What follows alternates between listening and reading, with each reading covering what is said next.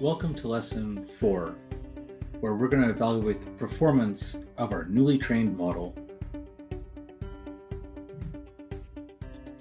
Once the model is finished training, your screen should look like this. Here it's showing iteration number 1, so that's our training iteration.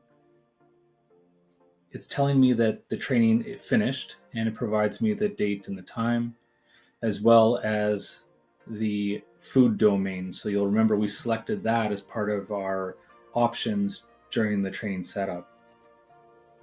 The iteration ID, this is going to be useful in the future when we want to go ahead and implement this as an API endpoint for future predictions.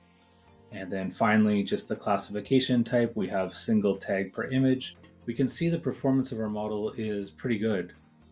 We have 100% across precision, recall, and average precision.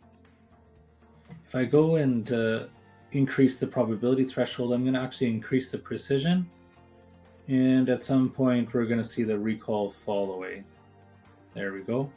If I go the other direction, we're going to see the precision fall off as we lower the probability threshold. So our model becomes less precise. But let's leave it at 50% for our purpose. Close enough. And if I scroll down, I can see how well it did on the different labels or tags, as they're called here in Azure. So 100% across all fruit. So I'm getting a lot of confidence with my model.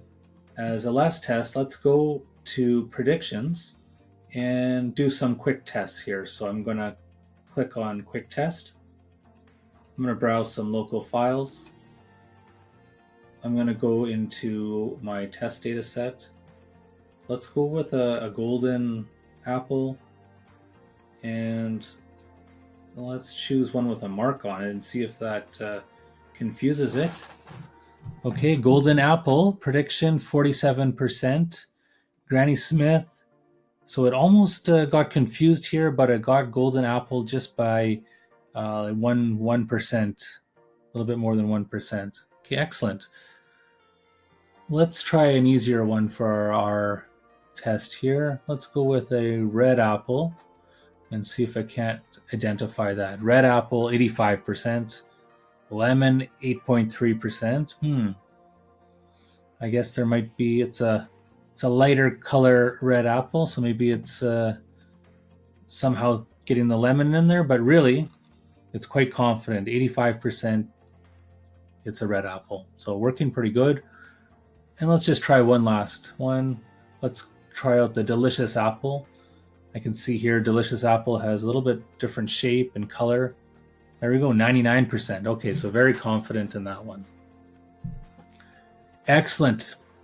Based on those predictions, I've got a summary here. I've done a few other ones, and they all look pretty good. So I'm fairly confident in my model, and now it's time to go ahead and deploy this in the real world. Congratulations, you've completed lesson 4. Next, let's see how we can deploy our model in the real world with an API.